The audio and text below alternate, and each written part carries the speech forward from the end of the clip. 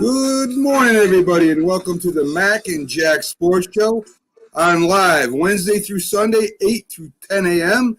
This is our Friday show, our weekend preview.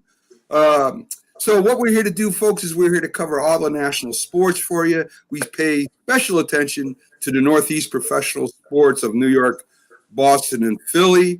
We're on live Facebook, Twitch, and YouTube. We also have other platforms where we're on Instagram and also on Twitter. Check out our great website at macandjack.com. That's Mac Sports Insiders for information on all the insiders, articles, team public relation updates, and our great sponsor links for their products and services. I'm Mac with your co-host Jack Hirsch, legendary boxing writer and former president of the Boxing Writers Association, bringing you national sports again with special focus on New York, Boston, and Philly. How you doing today, Jack? Great, Mac. Raring to go. I mean, weekend in sports, nothing beats it. Not at all. In fact, today, sharing the show with us, Jack, we have two of our weekly guests, Byron Williams, our NFL analyst, and Keith Engle, the host of TGI Sports Talk, and they'll be here to give us some insight on all the different things around the NFL. Keith was our Patriots insider, and he'll help break down the NFC East a little bit. But what I'd like to do first, Jack, is get into our sports updates. We have Chris Collinsworth, Jack. He felt he had to apologize after he made a statement on Twitter. He tweeted that he was surprised at how much knowledge of the female Pittsburgh fans had of the game. It was taken as a sexist comment when he actually meant it as a compliment, Jack.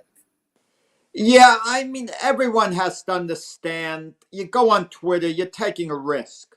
Right. You're taking a risk. He meant it as a compliment, but it was taken another way. He should have known better, Chris Collinsworth, than to go on Twitter and make these and comment on something, because it is sometimes taken sexist. For example, you can have a sideline reporter who's female, for example, interviewing a player, and the player could say, "You look really good today," but it could be a man saying it to a man as well, and it would go over everyone's head. Right. But we're living in a very sensitive society. I hope I didn't get myself in trouble. I may have just said something for all we know, not even having realized it. But we're living in a very sensitive society. Chris Collinsworth should have known a little better. He apologized, and everyone should just move on from that. I agree. In fact, I don't even think he should have apologized, Jack. I think he should have said, I meant it as a compliment, and see you later. I know he works for a big company, and I know they depend on ratings, but I think we're just a little too sensitive today. Well, they probably told Chris Collinsworth just apologize, and then we could perhaps move on. And he apologized, and that has to put an end to it, because what he said really wasn't that bad by any measure. Not at all, Jack. I don't think it was anyway. And when the corporation that broadcasts those games puts a woman in the booth with a man, or has them in the pregame show, then maybe I would listen to them. Mike Tomlin was upset with the Steelers' performance. He's saying he played against a JV team. I don't make much of it, Jack. I mean, a lot of people make a lot of it that, he was upset. I think that's just a way of motivating his team. The performance wasn't great, but they still won, and that game was put off, and the starting quarterback wasn't in there. There's a lot of things that might have, made the Steelers not play as the best they could. But the Steelers are the Ravens are a tough physical team. They're not a bad team, even without their starting quarterback. So I think a lot was made of nothing of Tomlin's comments, Jack. No, I disagree with you, Mac. Mike Tomlin knows his team played sloppily. He knows it, and he's thinking about moving forward. He's not thinking about this game in itself. They got the win. He's happy about that. But he knows if they play this way going forward and he doesn't address the situation, they're gonna start losing games. I mean, they can't afford to play this way, and especially against a higher level of competition. Not that the Ravens aren't a good team. The Ravens are a good team, but the Ravens themselves were handicapped because of COVID. They didn't have the proper amount of practice time. They only had a couple of walkthroughs as their main practices before this game. So Mike Tomlin knows all the mistakes made, the drop balls, and so on. That has to get corrected, and he's thinking down the road. He has to address it. Well, coaching, Jack, has much to do with psychology as it does with basics. And when I came up coaching, I learned from a very good coach that said, when they're winning, yell at them. When they're losing, that's when you kind of take it a little easier on them, believe it or not. So I think there was a little bit of that going on. The Eagles defensive coordinator, Schwartz over there with the Eagles, says he tried to pay Metcalf a compliment comparing him to Megatron. And, Metcalf came out and said he had a chip on his shoulder because the defensive coordinator said he was no Megatron. But what Schwartz explained was that he was comparing him to Megatron. And at the time, Metcalf said, "Thank you. It means a lot to me." I think this is just somebody coming out and making a statement that is exaggerated, Jack. I mean, no. Metcalf was drafted number 64 overall in the draft. So he says he has a chip on his shoulder for all the teams that bypassed him. Okay, the other 31 teams that bypassed him in the draft. So every time he plays an opponent, he has it in his head. You didn't think I was good enough to draft me. Now I'm going to show you. It's just talk. He's just trying to psych himself. It didn't matter what was said. What was said about him was a compliment. But players tend to take compliments and look for a reason to twist it around like it's really not a compliment, like it's kind of like an insult. They look for ways to motivate themselves all the time. Yeah, I agree with that. All players do that. But let's not misrepresent what happened. I believe Schwartz more than I believe Metcalf. I believe Metcalf did say thank you, and it means a lot to him, Schwartz saying that. And I think this was just a spotlight thing for him. I understand you want to get yourself psyched up and have a chip on your shoulder. I don't know anybody in NFL, actually, Jack, that doesn't play with a chip on their shoulder. They wouldn't be in the NFL. So, I know a lot made about nothing. I just don't like somebody being two-faced. Well, it's funny the way athletes psych themselves up. In The Last Dance, they showed one episode. Michael Jordan went against a bench play on the Washington Wizards. For whatever reason, Michael Jordan couldn't hit a shot that game. And the bench play, I forgot his name, hit every shot he took. He scored 37 points on Michael. And Michael had an awful game. And then they were playing the next night. And Michael Jordan was, said he was going to destroy this guy because the guy said after the game, "Nice game, Michael." Yeah. Okay. The guy never even said that to Michael Jordan. He admitted years later. He just looked for a reason to psych himself up to destroy the opponent. And it worked. Yeah. Good. Now, Roger Goodell is not planning, he said, on using a bubble for the playoffs. Bad plan or good plan, Jack? Bad plan. Why would you go away from what you're doing now? Not that it's working that great. Guys are getting COVID, left and right, it seems, with teams. But at least you're fitting the games in.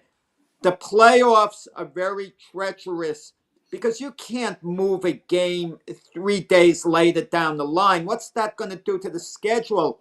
All the teams in the playoffs absolutely have to get the same amount of rest. You can't put one playoff team at a disadvantage by them getting a couple of days less rest. I know we're living in an unusual circumstance, but this is the playoffs. Everyone should be isolated. There shouldn't be any serious room for error. And that's what it seems like Roger Goodell is doing. He's leaving the door open for something to go wrong. I definitely agree with that. I think they should definitely have a bubble this year anyway. I mean, they should do something. Mike McCarthy, kind of under fire with some comments he made. They lost their weight training coach, and the players they've lost this year to injury, some big ones. And he said he wasn't really sure how the players were going to react to that last game they played. I guess it's not because it's not true. I think it's more about that he's saying he wasn't sure how the players were going to play. Now, I don't think he should have said that, Jack. I think he should have just left that out of it. You know what I mean? Well, Mike McCarthy's having a nightmare, yeah. And he's not, Jerry Jones, I'll give him credit. He publicly has Mike McCarthy's back. Yeah. He hasn't criticized him the way some other owners maybe would have criticized their coaches.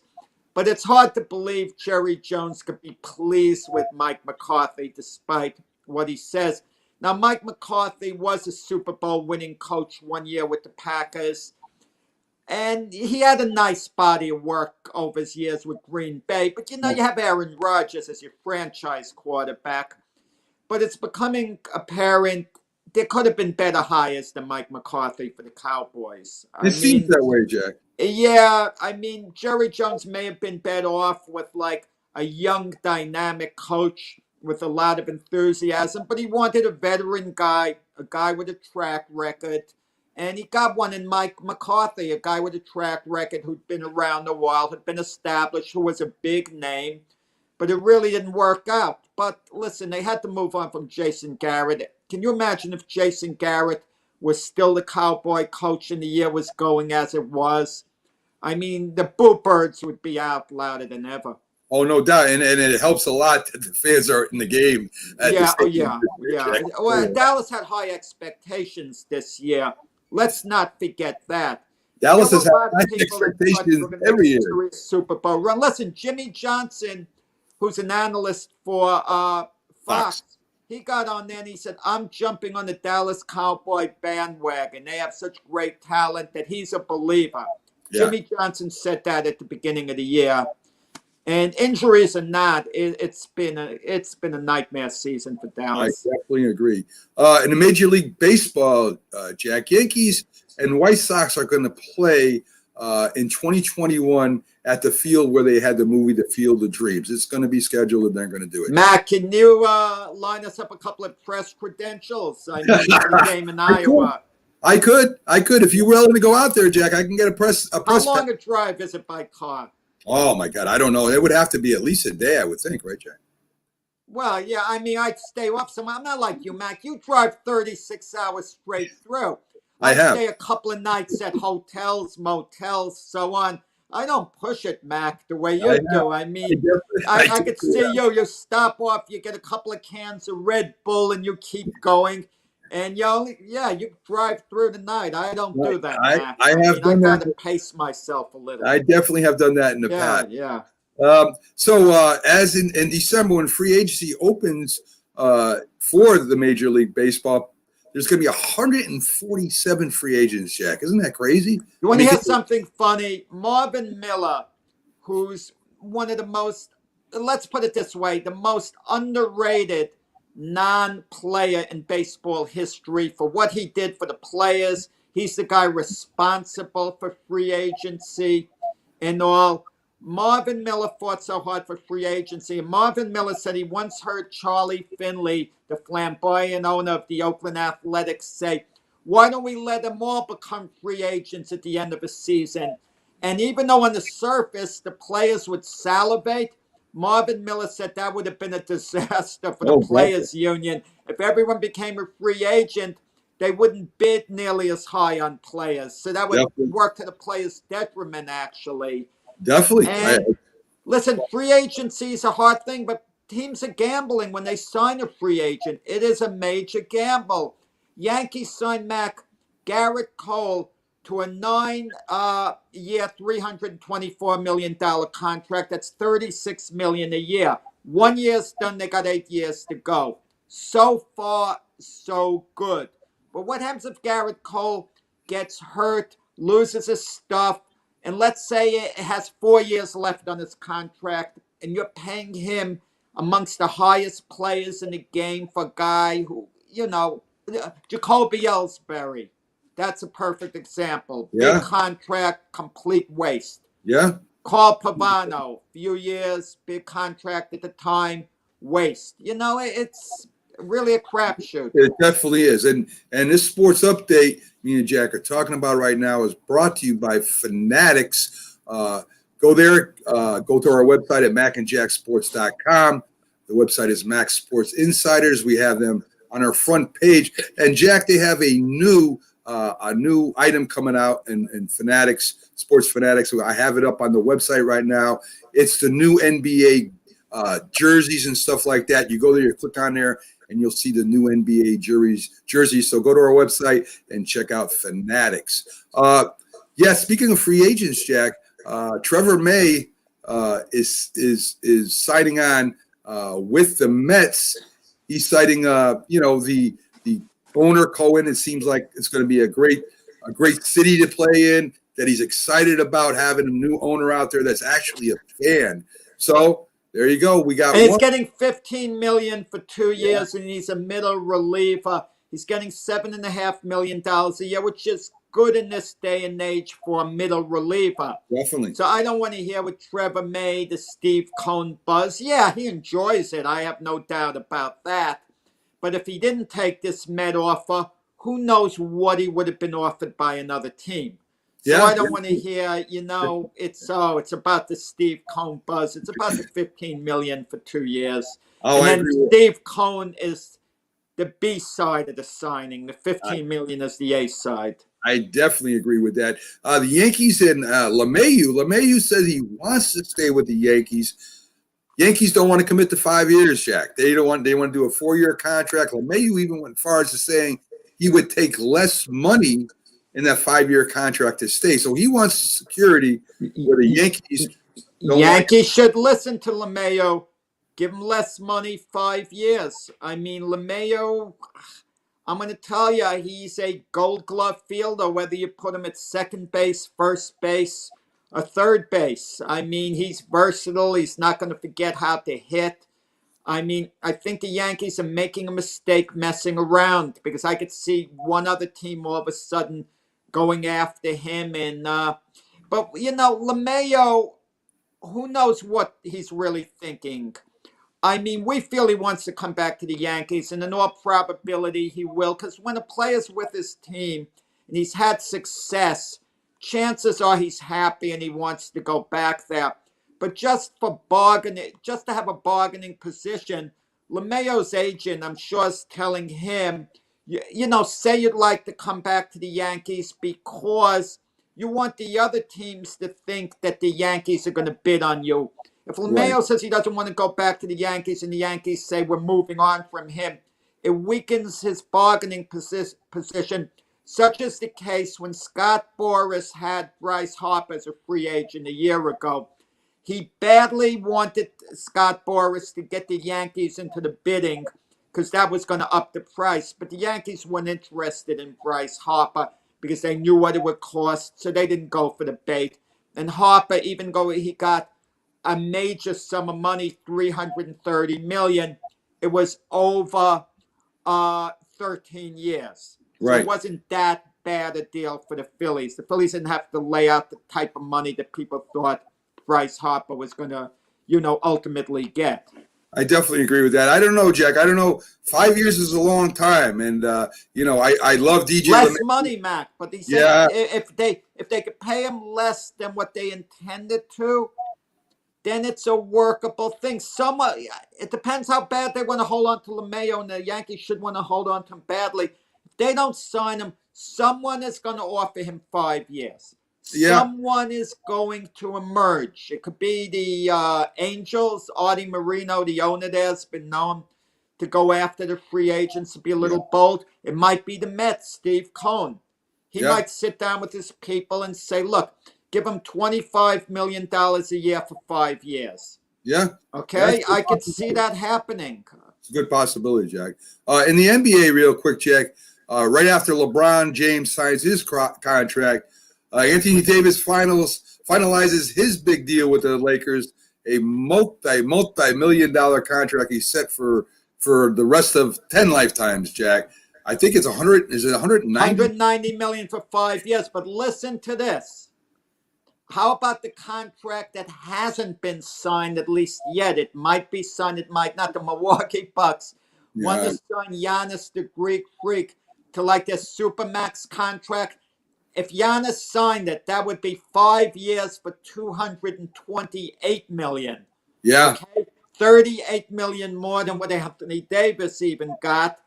And Giannis isn't sure whether he wants to come back to Milwaukee. They badly want him back there. And you got to kind of wonder with the athletes, don't they understand you can get injured or whatever? Once you sign that deal, I mean, the amount of you have filthy money the rest of your life. You're Yeah. secure for lifetime after lifetime. I mean, It's, and what are they thinking? Is Milwaukee that bad a place to play or live? Are I you don't. that I don't. stressed out? That is Jack, that. would you sign a contract like that? Well, for 200, nobody would ever offer me that, Jack. That's the problem. I mean, of course, anybody would, but you have to be that good and that talented to even get close to that kind of money, Jack. I mean, Well, I don't know. I don't know.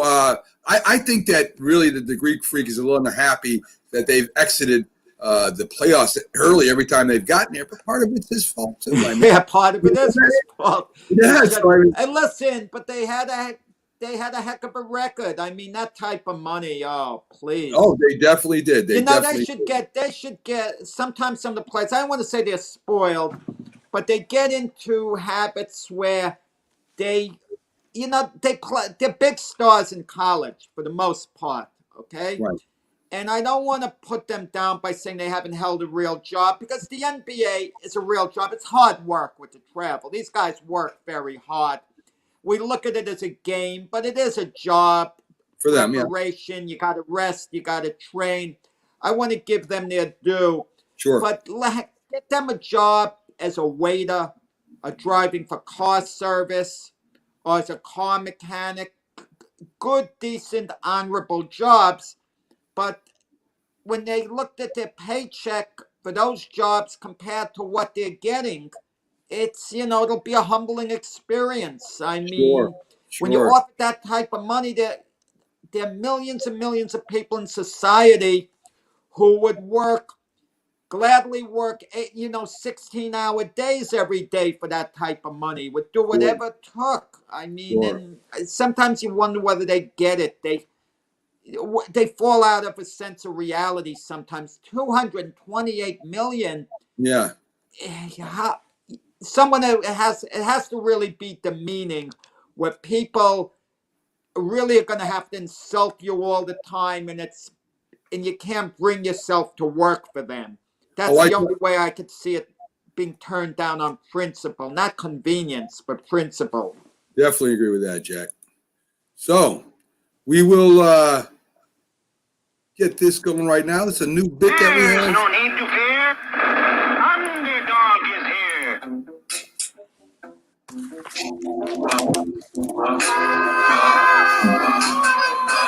When criminals in this world appear and break the laws that they should fear and frighten all who see or hear, the cry goes up both far and near for underdog, underdog, underdog, underdog. Yes, Jack. A new bit that we're doing is called our underdog prediction. One of my favorite cartoons of all time, Underdog, and one of my favorite theme songs of all time. I don't know why I still love that.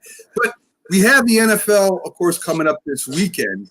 And I always love to pick an underdog prediction. I think everybody does. You go out on a limb, you say something crazy, it comes true, and it makes you look like you're really smart when really you're not. But if you have a feeling about a game, about something that you think definitely has a possibility of might happening, if that makes any sense. So my underdog prediction for this it'll be Tuesday now, Jack, because it got moved. The way the Washington Redskins have been playing, the way the Pittsburgh Steelers are now 11-0, they've got to lose a game this year. I don't think that they will go undefeated. And, of course, they will have some rival games coming up within the division this year, Jack. This is one game, the way Washington is playing with their strong, tough defense, the way Alex Smith is playing, I can see Washington maybe upsetting and beating Pittsburgh this week, Jack. I was thinking along those lines before the Steelers played the Ravens, but the Steelers were so sloppy in that game. It was a wake-up call to them. Mike Tomlin, their head coach, criticized. He really got down on his team. He criticized them really harshly, and they deserved that criticism. They played very poorly, dropped passes, penalties, and just overall, they weren't good. The tackling wasn't good. And the Steelers have it together against Washington. They got that bad game out of their system against the Ravens. Any letdown they had, took place against the Ravens for now. Maybe they'll have a letdown late in the year, but that letdown is out of the way. So they should be able to toughen it up and take care of business against Washington and win the game. But I think it's going to be a tougher game than people anticipate, maybe like a 20-13 type game. It's not going to be easy. But sometimes you hear an athlete has enough to get the job done. This team has enough to beat the Redskins. I don't know, Jack. I think the Redskins, the Giants are playing really tough competitive ball. They got a real tough one coming up this week. And the Redskins are playing, those are the two top teams to me right now, playing the best ball in the NFC East. And they both have tough schedules ahead of them. If Washington plays and wins this game, and it means a whole hell of a lot more to Washington than it does Pittsburgh, and they win this game, the Giants go to Seattle with a backup quarterback, there's a good chance they're going to lose that game. Washington is alone in first place. I really think Ron Rivera will have this team ready to rock, and I think Pittsburgh might hit a buzzsaw coming into Washington. They got away last week. I don't care what Tomlin says. The team's got to play the game. I really think that Pittsburgh is walking into a buzzsaw this week, and Washington upsets Pittsburgh, Jack. So who do you got? Well, for my upset? Yes. Okay, I'm going to tell you, I'm sick of the Philadelphia Eagles. I'm sick of hearing about them. I'm sick of Carson Wentz. I'm sick of Doug Peterson. I'm sick of Jalen Hurts. I'm sick of the talk week after week. I'm just sick of those guys, okay? Completely. Right. I'm so disgusted with those guys. I can imagine how disgusted they are with one another, how disgusted they are with the fans, how disgusted they are with the media. And sometimes when someone's ticked off, they just go out and do it. They don't overanalyze the situation. Carson Wentz actually plays a good game from time to time. So what he does is shut the people up for a week or two. And then they get on him again when he screws up. And with Doug Peterson, he doesn't give a damn about anything now. They're going to go into Green Bay. The Packers have been in cruise control. They really haven't been sharp. They haven't been playing well and so on. They're the Green Bay Packers. Aaron Rodgers is the quarterback, so they're hyped up. Eagles always play the Packers well. They're 9.5 points on underdogs. They're going to go into Green Bay. Carson Wentz, every game he knows could be his last as starting quarterback. At least that's should be his mentality.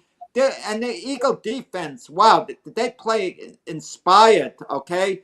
Last game against Seattle. Right. They're going to go in there to Green Bay, and they're going to spring an upset over the Packers. They're going to beat the Packers 23-20 in Green Bay. That's going to be the upset of the week. Good pick, Jack. That's a good pick because that sure would be an upset, and that sure would be an underdog. And for 1 week, all is going to be good in Eagle land until the following week, Wentz throws 3 interceptions, they lose the game, and then it starts all over again. If Jamie Pag is out there, our Philadelphia Eagles sports guy is out there listening right now, he's smiling, Jack, with that. He'll be smiling the day after the game, telling us he thinks this is a turning point, that they straighten it out, and then a week later he'll be back to his old self. Yes, he will. He'll be yelling at the TV and stuff later. So, great pick, Jack. So that's our 2 underdog prediction. We got to be held accountable, Mac. We will. We'll be back. We got to just, if we're wrong, let's just quickly mention it and move on. If we're right, let's spend. Let's get the whole show talking about it, Jack, right? I agree with that 100%. I used to listen sometimes on WFAN to Mike Francesa. He used to say this. Right. And then when he'd be wrong, this all the time he'd be wrong. And then there'd be no accountability after. Yeah. No analyzing all the wrong picks after. Right. So we have to take accountability Oh, we back will. when we're We wrong, definitely even if will. it's just briefly.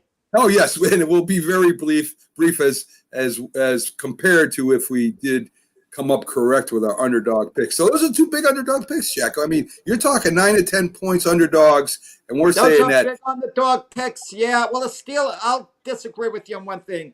You say it means more to the Redskins. Not necessarily.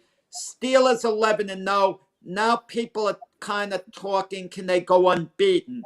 They've hit that territory, but more important to the Steelers, and Mike Tomlin's aware of this, they're only one game up on Kansas City.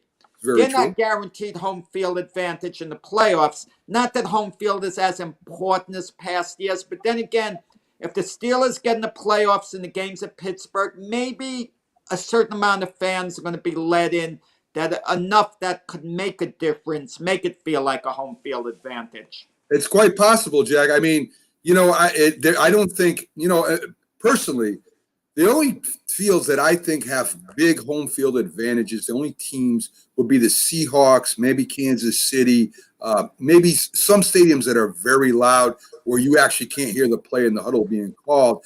They're all professionals. People get psyched to go into somebody else's home and to beat them up. So, I mean, I guess there's something to it. I think there's a little bit more put into it than should be. We're supposed to have Byron Williams coming up. If he's a little late right now, so hopefully he makes it in. But we still can, even with Byron. Could Byron Williams have played for Coach Tom Coughlin? Because if he got there 5 minutes early, he'd get fined. Well, he played for Bill Parcells, so I think. I don't think Parcells had that same crazy rule. Well, Tom Coughlin was Bill Parcells' coach, so I imagine he picked up a few. No, he picked that up from Vince Lombardi. Lombardi was Tom Coughlin's idol, and Vince Lombardi once fined players for coming early to a meeting. They weren't early enough. They were there 5 minutes before a meeting. Right. Lombardi didn't like that. Well, that's Vince Lombardi didn't like a lot of things players did, Jack. I mean, he was very much, Well, Vince Lombardi had a saying, okay? He said he's changed rules when players protested, but he never changed the rule when the former protest was breaking the rule. Right. And I like that. That was a pretty good, statement to make. So as you see on the screen, Jack, we do have our one of the longtime guests we've had, going back before even our show, Byron Williams. Byron Williams was a former NFL wide receiver on a lot of teams and in different leagues, Jack. He most famously known for the Giants, but he played on the Eagles and the Lions and the Colts, and he also was in the CFL, the WFL. The man's been around football almost all his life, and he still, runs a football camp for kids, and he does a great job for the community. So let's bring Byron up, and we'll talk a little NFL with him. How you doing today, Byron? Hey, Byron. Good morning. You never could have played for Coach Tom Coughlin, Byron, because he fined guys for coming to meetings 5 minutes early. Well, I always have been in meetings 5 minutes early. My daddy taught me that. My dad was an Air Force guy, so I know it was late. I was only late one time. I had a flat. Somebody broke into my car the night before we were going to LA to play. And Parcells fined me $5,000 for being 5 minutes late. So wow, that's an expensive amount. Yeah. Back then it was. I'll tell you. That's $1,000 a minute. Let me tell you, Vince Lombardi used to have a curfew, and his main wide receiver was Max McGee. And what happened? He had a bed check, and Max McGee wasn't there. So in front of the whole team, he fined Max McGee. He was saying, I forgot the amount, but it was a very heavy, heavy amount. And then he said at the end of the meeting, in front of the players, he says, if it happens again, this is what you're going to get fined. And if it does happen again, let me know, because I want to go with you if she's worth that amount. Yeah, Hey, Coach Ben Lombardi didn't play. Willie Davis used to come to my football camp. He was at one of my football camps because he grew up in East Texas. and he talked about some of those stories with Coach Vince Lombardi. Man, it was amazing how tough and how hard he was and how firm he was on his players. And they loved him. They all loved him, Vince Lombardi. It's amazing. Herb Adderley, the great cornerback, he went to the Cowboys after the Packers, and he talked about how much he missed Lombardi. He never liked his other coaches, but Lombardi he loved. Yeah. It's something about having a coach that, you know, tell you the way it is, and that's where Parcells was too. He was always true to the players, and you knew where you stood. He gave you a chance, and he said, "Hey, you might be out of here tomorrow if you don't do this and don't do that." He was very specific about details and things like that. So it does count. It adds into the equation of winning and losing. Oh, definitely. You got to respect your head coach above everything else if you're going to play hard for him. That's for sure. So, Byron, let's talk about the NFC East for a minute. The Eagles, one of your former teams, it looks like they've lost their identity. I mean, the Eagles were always a scrappy team, even when the Giants were in a Super Bowl, they always beat the Giants in head-to-head. I mean, they were just, for some way, somehow, at the end of the game, the Eagles would come on top. They were always a strong defensive team. Their offense was physical. Their line was very physical. It really doesn't look that way. In fact, it looks like they've come away from their commitment to being physical, going with Carson Wentz, passing the ball instead of running the ball. What's going on over there? I think too, the morale and the momentum and the hard play is not there anymore. You can tell the offense is not challenging each other. Nobody's like in the guy's chest and say, "Hey, we need to let's get a score here. Let's do something. Let's get a drive going." So to me, they don't have a leader on the football field that reflects the hardness of what you need to do and as a football team. If you stop to think about it, they only they trying to score any offense, any points. I mean, turnover after turnover, they just don't have no momentum. The receivers are not catching balls, they're not getting open. I mean, you got to have a desire to win, and you can see that they're not putting out any kind of production for what it takes to win, to be competitive. Seems like they're just collecting a check, and I think too, they have become complacent. I mean, when I first got to New York, we was 3-12-1.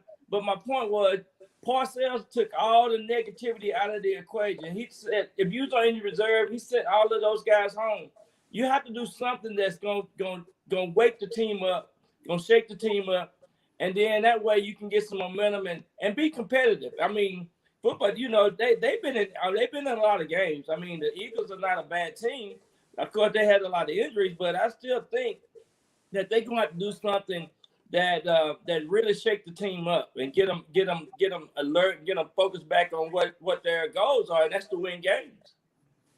Yeah, I definitely agree. I thought the other day, Malcolm Jenkins going to the Saints, he was a very loud voice. He was a presence. I think that type of leadership maybe they miss a little, and I know Malcolm Jenkins can be a little bit of a blowhard also, but but Malcolm Jenkins had a way of being loud enough, getting in players' faces. Maybe would have been helpful had he still been with the Eagles this year. Yeah, no doubt. When you lose a leader like that, he's been a leader on that team for numbers of years. Yeah, you lose a lot, and you got to have some leaders that really reflect, the drive and the momentum and the morale that you need in the locker room. Not only in the locker room, but when game time. I mean, it carry over, and then you expect your leaders. Peters, Jason Peters. Those guys are not saying anything. They just seem like they're just collecting checks. Well, usually the quarterback is going to rally the troops and act as the leader. In the Eagles' case, the other players have to, they have to motivate Carson Wentz, rally him more or less, and that doesn't make for a good situation. Absolutely. Every day the media is in his face. They're asking him questions. It just, it's a lot. It's a lot for him to bury now, a lot for him to carry. So you're exactly right. Byron, let's talk about the Cowboys for a minute without, making fun of them or laughing. they seem to be just unorganized. I mean, everybody has always talked about the Dallas talent for the last few years, but this year especially, I mean, I know they lost Dak Prescott, who definitely is a big loss for him. But Dalton, he's a good quarterback. He's not one of your, third string guys you never heard of. The man was a winner at Cincinnati. They've lost, some big games in the past 4 years, but now they're just losing, period. Whether it's the defense letting them down, the receivers not catching the ball. I mean, I just is it the coach? Is it the organization? I mean, what's going on in Dallas this year? Yeah, I would say it's definitely a combination of everything you just mentioned. You can't do. You got to win some games on special teams. I mean, you got to help your team, and those momentum changes, and those special plays that the kickoff return, the punt return, the block punt, things like that. They haven't done none of that this year, and they got players on their supposedly have players on their team that can come in and bring a spark to you. And you got to have those sparks, and that's what drives the momentum and the morale of, and the excitement to the game. I mean, right now they're not playing with any excitement. I mean, well, I think early in the year, Byron, they did recover that onside kick against the Atlanta Falcons. They did have one big special teams play that was I think the second game of the year. I mean, one win, they couldn't win another game after that. Yeah, I agree with you. My thing is, I think it's the offensive line. It's been decimated, and Ezekiel Elliott has been one of the big disappointments. And I'm not saying it's necessarily his fault. If you don't have an offensive line to block for you, you can only do so much. But it seems like he's regressed the way he fumbled the ball early in the year. So I don't know going forward what the situation is going to be, with Ezekiel Elliott. Was he just like a 2-year wonder, or is he going to regain his old form? And if you look at the history of the NFL, that's mainly when players are in their third, fourth, fifth year, the production do drop off, especially at running back. So you have to have, and the offensive line, yes, it's been injury prone all year, and that really have hurt them. But yet, too, they don't have a leader. Just kind of like Philadelphia, you got to have some leaders on your team to remind the players that, hey, we in this together. This is a war. This is a battle. We got to continue to fight for what we should need to do. And they've been in very good games. I mean, Cowboys don't look that bad, but still, though, you have to do the little thing that be consistently that make the wins and the losses. Just like the Steelers. I mean, they not playing knockout ball sometime every night. Yeah. They win a game, but a couple of games they could have easily lost. Yeah. But the good teams win those hard games, Byron. Yeah. Those are the games good teams win. So let's get to the Giants moving forward. They're playing competitive. They look like they're one of the better teams in the East at this point, but no Daniel Jones against Seattle. Against a very good Seahawks team in Seattle, I don't know. I guess they would want to run the ball more. Maybe try to keep Russell Wilson off the field as much as possible. I mean, Colt McCoy, we'll see how he does, but it doesn't. It seems like that win was a costly win, Byron.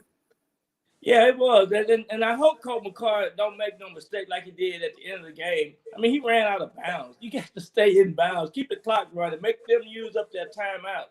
I mean, you have to know the situation, and that's what a quarterback should be in tune with all the time. I mean, he ran out of bounds a couple of times, at one time, and cost 30 or 40 seconds that saved you on the clock, and the Bengals almost came back and won that game.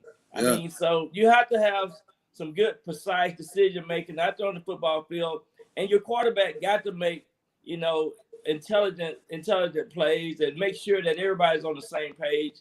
But also, you also got to stay in tune. The one thing about Seattle, though, they're not really a dominant team at home. So I think the Giants will have a good chance of going up there and having a chance to knock them off. Okay, right. Well, I mean, and you speak of Colt McCoy. This is an experienced quarterback.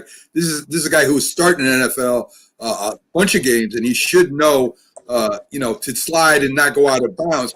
Real quick about their special teams play too. Shockingly, Coach Judge is a special teams coach. They get a kickoff return for a touchdown. Their punting return, the punting coverage really stunk up that place last week. I mean, they were giving up a lot of yards on the punt return too. How do you address that? I mean, I know you've been you've been on the field, you've been in practice. What do you do with special teams to make sure the coverage is better? I mean, not just stay in your own lanes, which you're supposed to do. That's one of the first things you're taught. Don't let anybody get outside you. Stay in your lanes and block up the middle. But man, it looked too easy for Cincinnati last week. Absolutely. You got to also know your assignment. You got to know who your pressure rushers are. You got to make sure that you secure those gaps. And then you got to go down and cover the lanes. I mean, the kickoff return was like the worst I ever seen it. These guys weren't even running and the angles that they was taking. And then, you let the guy just run up the middle like that. That just shows that somebody, the gap fillers didn't do what they supposed to have been doing. And also that just gave them all kind of momentum on the other side of the football field. And you can't have that. You can't have that happening. Special team is very, very important. People forget about special teams, but you got to have some players. You got to have some players that really, that's tough and fill those gaps. And one of the things that we did, and I don't want to give a lot of insight. One of the things we did was we had a hard hit. We had the special team award, and that right there kind of helped get the players involved in the plays, making sure that you don't have a 103-yard return or a 100-yard return on a kickoff return. Well, we were talking about the Steelers before with Mike Tomlin getting on his team for so many careless mistakes, and one of them was on special teams with that kick return to McLeod. He didn't call for fair catch, and he got hit as soon as the ball got to him, and he fumbled it, in an obvious fair catch situation. Right. It's kind of like things like that. Can turn the game around. People forget with the Giant game, they nearly lost the game when the punt was returned from the 20 to midfield. And the Bengals were on the brink of getting into field goal position. Byron, just to follow up on that, I remember watching the Giants in the 80s, and a lot of starters played on your special teams. There wasn't just, the second stringers. And I was looking at that return of the Bengals. I didn't see a lot of starters out there. I saw a lot of secondary players out there. I mean, I remember starting linebackers and starting tight ends playing on the special teams for the Giants back then. Do you think that could be a problem too? Yeah, I think it can be a problem. You got to have personnel out there on the special teams that going to make sure that you don't get that 103 or 100-yard return or the punt return. You got to have some guys going down there with some speed. We had guys like Andy Head, Patterson, those guys make sure, they make sure that they was always around that football. Yeah, sometimes players are played out of position by certain teams, like on the Hail Mary play. A team has one last pass in them, so they'll put their wide receivers on defense in the end zone, like a Randy Moss, a Keyshawn Johnson. But no one ever talks about this danger. You put a wide receiver on defense in the end zone, isn't there more likely to be a pass interference on his part because he really doesn't have the experience covering another fellow wide receiver? I disagree with that. I think the wide receiver have a lot of experience because let me tell you something. I played safety and cornerback in high school and some in college, and I think football is football. You put them back there because of what? They got good vertical. They could jump up high and catch the ball. And make sure that things like that didn't happen like DeAndre Hopkins did a couple of weeks ago. Right. And see, he out jumped all of those three defensive backs. Yeah. And so you put a Randy Moss back there, you got a guy that got vertical. Right, exactly, yeah. And Washington, let's talk about Washington really quick. It looks like Alex Smith is playing well. Ron Rivera has the Washington playing really competitive ball. I even think they have a chance of beating the Steelers this week. That was one of my underdog picks. How do you think Washington? Just say you like Washington. We already know it. Jack and I know that you like Washington. Yeah. I just give credit where credit's due, Byron. I mean, they look like they're playing really good, solid football, and I think that's the team that the Giants are going to have to beat out to win that division this year. Absolutely. If you look at the momentum and the way things are changing, the players are coming together. Alex Smith is rallying the troops. Like we talked about earlier, leaders on the football field, and Alex Smith got a lot of that experience, and the Washington team is reflecting that in their play, not having turnovers and things like that, making big plays and things. Got some receivers that they can really play now, and right. And so they playing with confidence. So it's gonna be a really good game, Washington versus Pittsburgh. Well, what's bigger in the Dallas area this week? The upcoming Cowboy game, or Errol Spence's fight with Danny Garcia? Yeah, I mean they really excited here in Dallas. I mean, Errol Spence and Jerry Jones are good friends, and they having a fight here at the AT&T Stadium, huh? And I live 5 minutes away from the stadium, so I got to go over there doing a bit this weekend, speaking to a company. But I tell you, that might change the mindset when Dallas fly up to Baltimore. They'll have some of this victory in that baggage and in the plane. So we're looking for some exciting things here in the Metroplex. How much does it mean to the players? I want to ask Mac, to have someone like a well-known athlete in another sport talk to the team? It's been a plus. I think it drives the point of winning, the point of not giving up, a point of turning this last week 13 into a victory. These last 5 games gonna be the story of who makes the playoff, who don't make the playoff. You got so many extra teams this year. They're going 4 extra teams, 2 in the NFC and 2 in the AFC that's making the playoff this year. So, and this has been a precarious year anyway. So, I just can't wait to see what happened at the end of the road. Following up on that, Byron, one prediction from you: will the Ravens even make the playoffs this year? The Ravens won't make the playoff just due to the fact that they'll make the wild card. They'll make the wild. They'll make the wild card. Well, I mean, you got Cleveland, you got Miami, you got the Raiders, you got even the Patriots still in the mix. I mean, there's a lot of teams fighting for that wild card position. You got Cleveland playing the Titans this weekend. That's gonna knock Cleveland down a piece. Yeah, and the Colts too have a shot too. I mean, you got a lot of teams that are really good this year. Before I let you go, Byron, I want to talk a little bit about what we're doing on the Max Sports Facebook page. We're trying to raise funds, folks, for Byron's Best Wishes Foundation. I have a 1990 Super Bowl team with the cards from Jeff Hostetler all the way to Lawrence Taylor. We're doing a minimum offer of $50. We're going to be doing the same thing with the Patriot cards, and still that will be going to Byron's foundation. Please make an offer, $50 minimum, and we want to get behind Byron and his cause for underprivileged kids. So tell us a little bit about the Best Wishes Foundation, Byron, before we let you go. Well, what we did last year, we had 25 boys. I don't like to call them homeless or nothing like that, but underprivileged that we gave out gifts for last Christmas. I got a couple of schools here in Arlington that I have adopted. I'm gonna be calling them, contacting the principals, and we're gonna go over and we're gonna have a list of those names, and we're gonna bring them some gifts. We're gonna bring them up some goodie bags with tennis shoes, gift cards. We give McDonald's gift cards and things like that. Chick-fil-A, those kids like going to that, so we try to do things like that to make sure while school is out that they're able to do some things and have some fun at home away from school. And it's been a desperate year for everybody too, because of the fact that some of these kids don't have any transportation to get to certain places. So we're gonna try to fill the gap in those needs.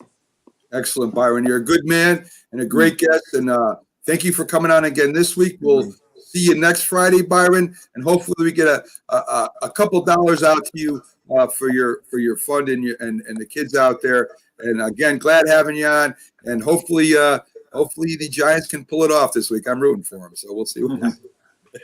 Yeah, I see. Okay. See you, my Hey, friend. you guys have a great weekend. Thank you guys for what you do. We appreciate it. You guys are awesome, and we enjoy. Hey, let's have some good fun this weekend watching football. Definitely. Thanks again, Byron. Have a great day. And Take care, Byron. so there you go, Jack. The great Byron Williams always brings in on-field insight to us, locker room insight, all that stuff. And that's why I enjoy having him on. He's been on a lot of different football teams, a lot different leagues, and played for some of the greatest coaches that ever coached the game. So, folks, we're going to take our first official timeout.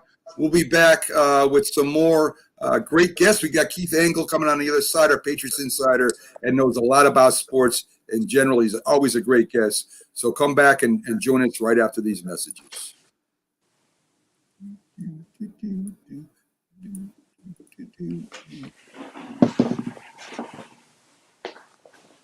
If you served honorably in our nation's armed forces and you're looking for a way to continue serving your fellow veterans in your community, then join AMVET. Each year, AMVET's members volunteer millions of hours at VA healthcare facilities from coast to coast, helping to improve the lives of their fellow veterans through the VA Voluntary Services Program. AMVET's posts and departments also participate in a wide variety of community service projects, ranging from Americanism in our schools to supporting the Special Olympics and Boy Scouts of America. If you no longer wear the uniform today, you can still serve through the AMVETs by joining today at amvets.org. When you hear the word asthma, you probably think of shortness of breath, coughing, or inhalers. Lots of things can trigger asthma, but the fact is that asthma doesn't just attack, it can kill. But with proper medical management, asthma is controllable. If you experience shortness of breath, wheezing, tightness in your chest, or persistent nighttime coughing, you may have asthma. See your doctor and get the facts. You'll breathe easier. For more information, call 211 Info Line. A message from the Connecticut Department of Public Health, keeping Connecticut healthy. Hi, Grandma. What's for dinner? Hey, honey, I'm making stew tonight. Ooh, can Nina come over? I'm not sure about our new friend. I wonder if there's been any drinking going on. Alcohol at her age can lead to so many bad things. I've been meaning to ask you, what would happen if someone offered you a drink? Grandma? This is hard. She's so young, but I know I need to talk to her about it now before someone tries to give her alcohol. If anyone ever does offer you a drink, I want you to say no. I have too much respect for my family, and I don't want to get in trouble. Okay. Really? I promise, Grandma. I love you too. Okay, how about tasting this stew and telling me what you think? Some children may try alcohol as young as 9 years old. It's not too early to talk about drinking. For tips on how to begin the conversation, visit underagedrinking.samhsa.gov. That's underagedrinking.samhsa.gov. This message brought to you by SAMHSA and this station.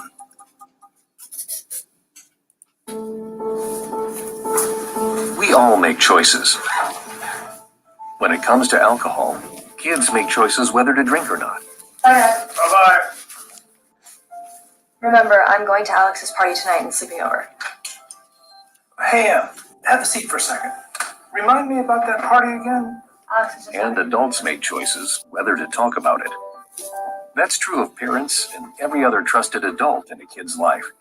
Kids want to know our expectations when it comes to alcohol and other drugs. They want guidance and honest answers to their questions.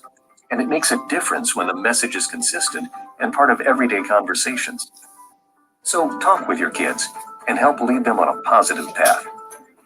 Because when you talk, they hear you.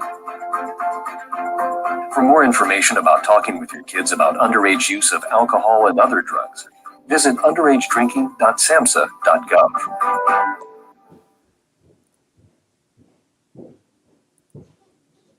If you talk and they will hear you every single time. Now we're getting killed. Yeah, well, Kyle's not here. How come? Kicked off the team. Didn't Tim tell you? Kyle and some other kids got caught drinking beer in the park a couple of nights ago. Really? Yeah, 0 tolerance. He's out for the season. Come on, it's a first offense, right? That we know of. But why should that matter? He knew not to drink. I made it clear that. That's what he said to Tim. Nothing really. You know, a lot of kids try it at this age, so. Yeah, well, a lot of kids don't try it too. I'm not saying I'm asking to be this perfect kid, but if I don't tell him what we expect and why he shouldn't drink, how's he gonna know? You think kids that age really listen? They never admit it, Bill, but they hear more than you think. Talk. They hear you. For more information about talking with kids about underage drinking, underagedrinking.samhsa.gov.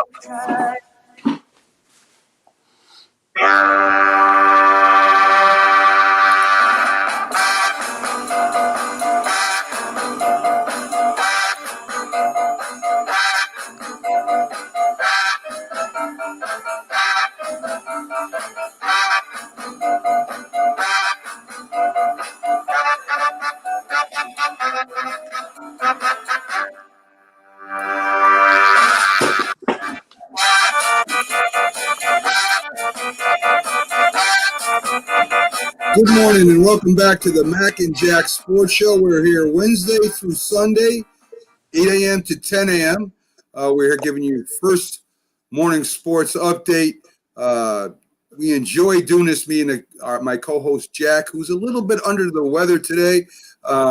Not feeling his best from what he told me before. No, I had a little upset stomach, Mac, but I kind of forgot about it once the show began. Now that you remind me of it, I'm like back, like, wow.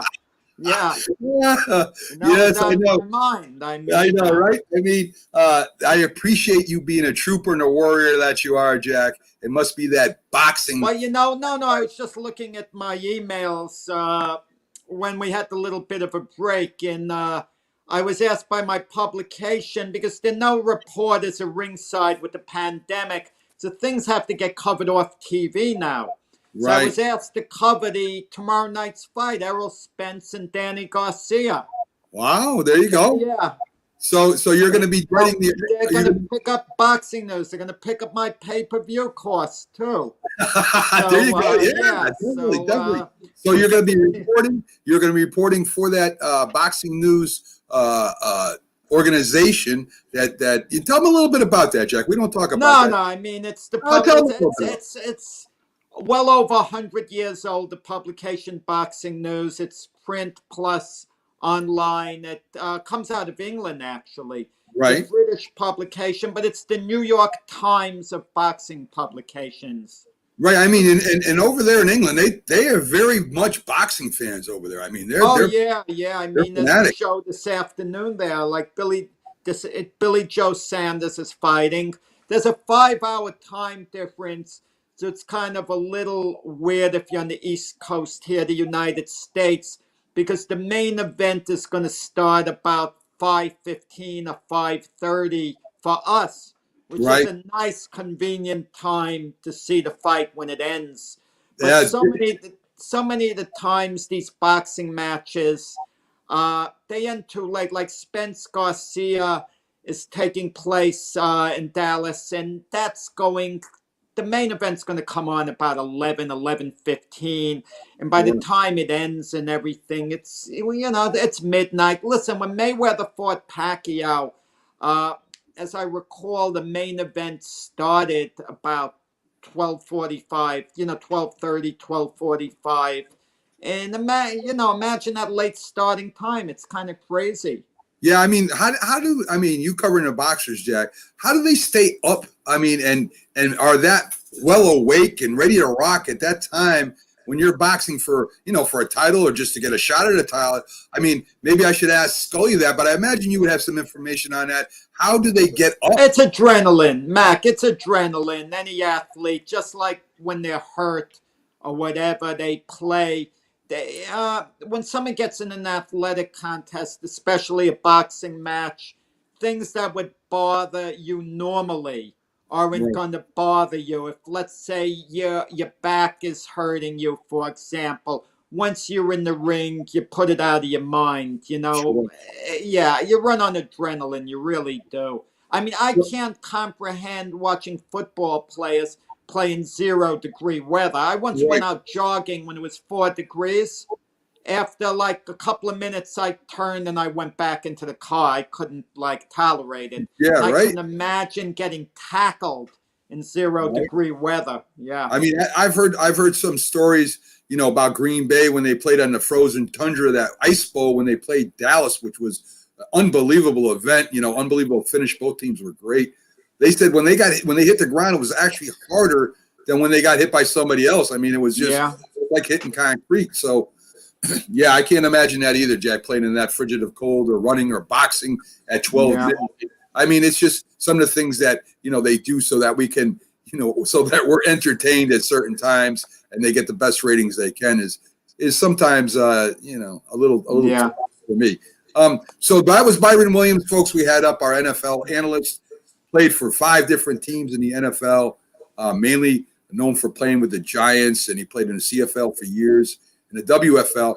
And we do have 2 sets of Super Bowl team cards up at Max Sports Facebook page that you can make an offer on. The minimum bid is $50. It's the New York Giants 90 Super Bowl team, as I was talking to Byron about, all the way from Jeff Hostetler to Lawrence Taylor, Pepper Johnson, all the great ones.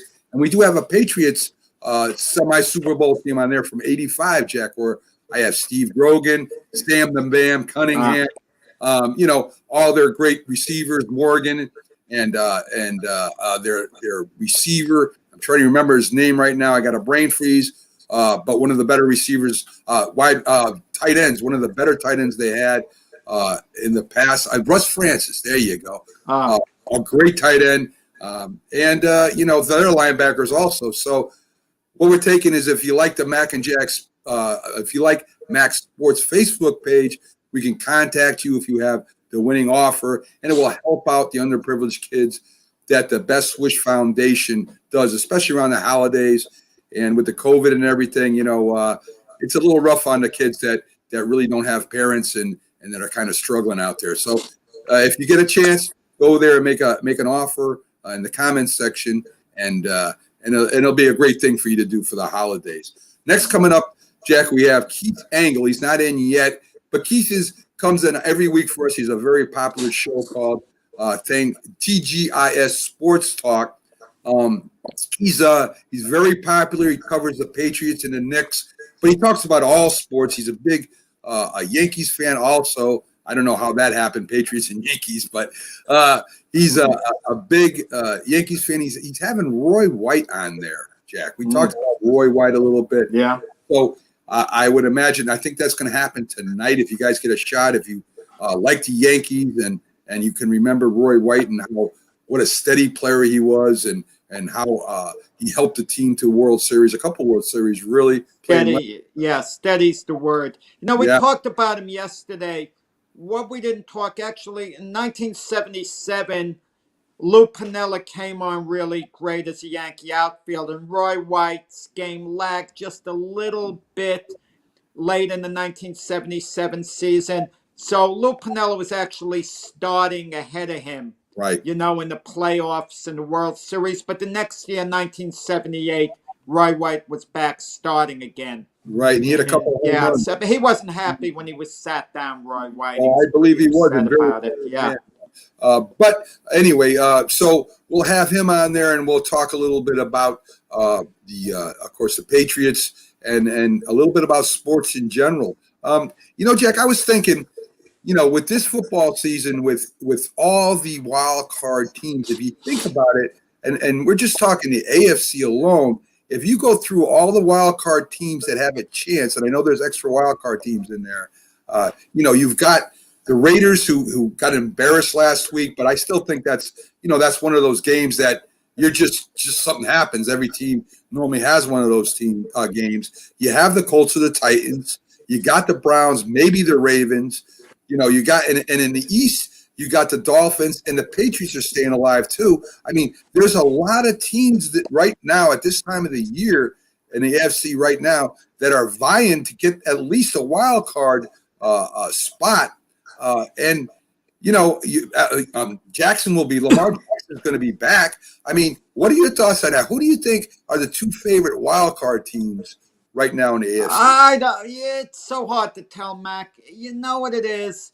The whole idea is to make it into the tournament, which is the playoffs, and who's playing best going into that. Like last year, no one expected anything out of Tennessee, and they came close to going to the Super Bowl had they not played an exceptional team and the Kansas City Chiefs, who are really high-powered, the Titans would have gone to the Super Bowl. No one really expected that to happen. Right. Who's going to be the team with the most upside this year? That's what we kind of have to look at. So, look, when the Giants won their 2 Super Bowls, do you know what their record was both years? 10-6. And 9-6. That year when they first beat the unbeaten Patriot team. But the Right. following Super Bowl that they won, they only had a 9-7 record. And I Very true. remember they were 7-7, and people were saying the season is over. Right. And then they went to 8-7. What happened? They were playing the Cowboys, and Tony Romo missed a wide open receiver. I think it was Jason Witten at the end of the game. Yeah. Had Tony Romo completed that pass, there wouldn't have been a second Super Bowl for the Giants under, the Tom Coughlin, Eli Manning era. Right. Right. That's such like a, small little things we forget about make the difference. But to answer your question, who do I think the favorites are to sneak into the playoffs? Yeah. I mean, the reason it can't get answered, Mac, completely, what's the NFL going to do? Have they finalized the amount of teams in the playoffs? Are they going to add a couple of teams to the playoffs? Are teams going to get a bye in the playoffs? Well, we don't know what they're doing yet. The way I've read it, Jack, is there's going to be 2 extra teams, one from the NFC. They already got 2. There's going to be either 1 or 2 teams extra. Byron said 2, so he might be right. 2 extra teams from each division in there, and only the one with the best record, the only the one with the best record, each division is going to get a bye, and the best wild card team, from what I understand, is going to get a bye. So I think it's 1 extra team from each division, each conference. Well, you know who you didn't mention, who we have to start taking seriously, perhaps. These San Francisco 49ers, they're only 5-6. Well, I was just talking about the AFC first. I mean, you're looking at, and I don't want to count the Texans out. Everybody says they're starting too late.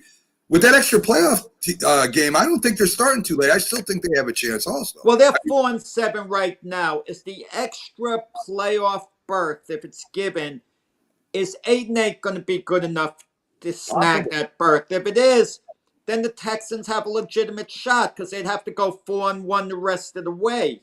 Right. But it's like such a hard thing to say. Even the Vikings in a similar situation, but a little better off. They're 5-6. Right. So, but I'm switching, I know, to the NFC now. I mean, the teams are pretty much set. The Dolphins are 7-4. They should get in when push comes to shove, grab a playoff berth. The Bills, I can't see them collapsing. Cleveland's 8-3. They're the softest 8-3 you're going to see. A very soft 8-3. But logically speaking, even if they lose 4 their next 5, they're 9-7. So they should be able to stagger into the playoffs, at the very least. The Indianapolis Colts at 7-4. They're not going away. They're going to be there. And I think we're pretty much set. The big question you mentioned is the Ravens. Right. I mean, are the Ravens, at 6-5, what's the situation? Are they falling apart? Are they going to be an 8-8 team that might miss out? Are they going to, just close the deal? I kind of feel the Ravens are a little too good not to get it together enough to get a playoff berth. You would think so, but with the Dolphins, the Colts, and the Cleveland Browns, all with better records, and that's a tough conference. I mean, you're talking Baltimore would have to make up at least 2 games on Cleveland, and it's a little bit better for the other teams. Listen, the Browns are playing at Tennessee. Right. That's a hard fit. If Cleveland goes into Tennessee and wins that game, they'd then be 9-3, and we have to look and say, these guys are good. Right. They might be better than we think. I mean, Baker Mayfield hasn't had to throw the ball. He hasn't had to do much. They've won with the running game and defense. He's managed the games. Very true. They're both good running teams, Jack. So backstage right now, we got Keith Engle. Of course, he comes in as our Patriots insider, but he does a lot of different sports on his show at TGI Sports Talk. He's got a great following and getting bigger every day. So let's welcome into the show, Jack, Keith Engle from TGI Sports Talk. Hey, Good morning, guys. How's it going? You can't see my little elf on the shelf. Yeah. Oh, yeah. Yes, sir. I think, wait. What's Keith here to talk about this morning? Is it the Nets or what? Why is he on the show? I mean, fill me in beforehand. I guess know. Nick talk today or what? There's a CYO basketball team up here that's doing pretty well. Yes, it is. So let's get to it, Keith. I mean, you got the Patriots with a big win. Of course, that makes the week before's loss even more detrimental than it did. They beat the Cardinals. They do a great job. They hold Kyler Murray, who may or may not have been too hurt to run with the ball because he pretty much stayed in the pocket. He didn't run that much. But the Patriots come out of there with a big win, an upset win. And, they got a winnable game against coming up next. But let's first talk about the Cardinals. What did they do against the Cardinals that, had them come over with a win, Keith? Well, as you said, they kept Kyler Murray in check. He didn't run the ball well. He didn't throw the ball well, and they kind of spied him all day. I think to keep him in control. The defense played really well. I mean, Jawan Bentley had 14 tackles. Winovich played very well. Hill played well. A bunch of guys played well, and secondary played much better than they've been playing. They've been a liability for a lot of the year with some good talent back there. The McCourty brothers are still good, and Jackson, and there's still a lot of talent in that backfield. And they just have not played well they played well up and down, right? Right. Against good quarterbacks, they have not played well. This week they did. Yeah. I mean, I think that's the whole story of the Patriots this year is up and down. I mean, of course they got a new starting quarterback. Their offensive line, the COVID, I mean, the defense with the COVID. I mean, there's been a lot of different things that happened to the Patriots, but a lot of teams have been. And Gilmore was back last week too, which helped too. Right, definitely. I definitely agree with that. So with Cam, what did Cam do better than he didn't do the week before, Keith? Because he passed really well the week before. Well, to be honest with you, Cam did not play well last week at all. I mean, he didn't even throw for 100 yards. He threw 2 interceptions. I guess he ran for 40-some yards. But, Cam they won despite Cam last week. They didn't run the ball well. The offense did not play well as a whole. The special teams played well. They got a good kick return for 50-some yards from Moncrief. They got Gunner had a 58-yard punt return. So the special teams played well and put the offense in a decent position. And I'll be honest with you, right now, I think the MVP of this team is Nick Folk. Yeah. Didn't Cam apologize to Josh McDaniel? I'm sorry, Jack? Didn't Cam apologize to the offensive coordinator, Josh McDaniels? He did. And I'll be honest with you. I mean, one of the things that bothers me about Cam is the way he carries himself sometimes. I mean, you remember in the Super Bowl, him crying after the game, and I got things going on here. Hold on. Sorry, guys. People just sorry. The real world is trying to invade my private time here. Where was I? Yeah. Oh, so that he apologized to McDaniel for the way he had played. He and even in this post game press conference, and I think it's okay to take responsibility, but it's just the way he carries himself. His posture. He looks defeated. They won the game. He looked defeated. Yeah, and he carries that on the sideline sometimes, and it's one of the things that really bothers me about Cam. And I wish, and obviously at this point in his career, I mean that's who he is, and I don't see that changing. But it doesn't bother me. We were talking about Carson Wentz before, but this could apply to Cam Newton just as much. Normally, you want the quarterback to supply leadership and rally the rest of the team.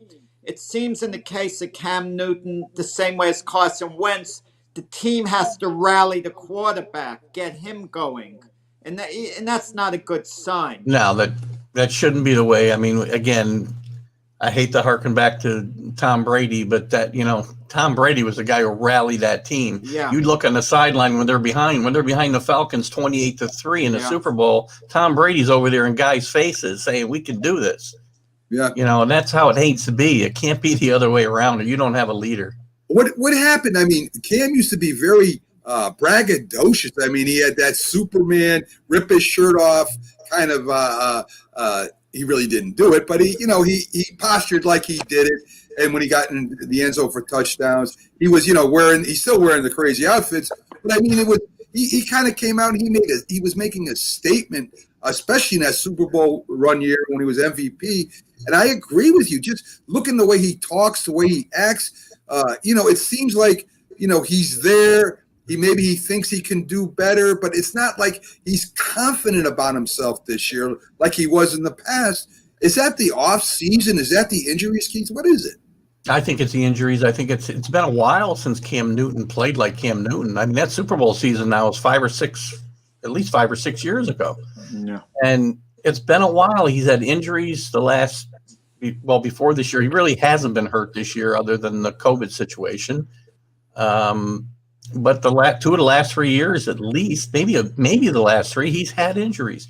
And he's a big guy, but he takes a pounding and has taken a pounding over his career, just the way he plays the game, and it's going to add up. And I think his confidence level is not where it was 4 years ago. I blame the Carolina Panther organization. They allowed him to take a beating, stay in games too long, and he really didn't have the backing of the organization. I mean, they didn't treat him the way you would treat a franchise quarterback to look out for him. So I actually have sympathy for Cam Newton, what he went through in Carolina. And he even had critics on that fumble in the Super Bowl claiming he didn't want to dive. He didn't try. The angle he was on was a poor angle. Yeah. I mean, Cam Newton obviously tried to get a fumble. I mean, with the things went physically, the hits he's taken, the question is courage, I think, is really out of line. No, I agree. And, I've never been Cam Newton is a great talent. And people have looked to knock him, I think, since the day he came to the NFL, from before he came to the NFL.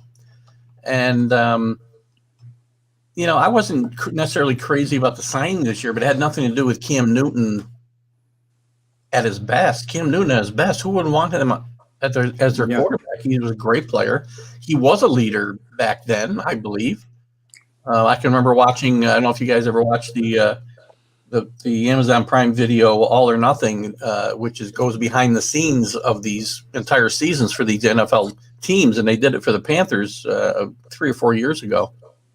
And it's when things started to come apart for Cam, and you could see him change through the course of the year, this whole series and the season. And I think just the life in the NFL that he's had has beaten him down a little bit confidence-wise. Well, you look at Keith. You look at the remaining schedule for the Patriots, and we'll get into the AFC East a little bit. I mean, they got the Chargers. They should win that game, and should is a big word because there's a lot of games that they should have won this year. Yeah, that's the problem. That you would think they would win, that they haven't. The Chargers got a dynamic young quarterback over there. I mean, they're going to have to control Herbert too. And I'm just worried that you got the four last games you got coming up. The last 3 are going to be really tough. I think they're all division games. I think you got Miami, Buffalo, and I'm trying to remember the third game you got. But they're all tough games that you'll be having the last 4. This game you should win. You need to win just to get to 500 this year because Buffalo, Miami definitely ain't going to be no picnic. Yeah, they do have division games left against Buffalo, the Dolphins, and the Jets. That's right. And they have 2 games on the road. They're in LA for 2 weeks in a row now. They're going to stay right out there. They play the Chargers this week, then they play the Rams next week, and they're not coming home. And they've got a 3rd game on the road. So they're on a 3-game road trip, for lack of a better term, because they play Miami on the road after that. To me, this is the 3-game stretch that really is going to make or break them.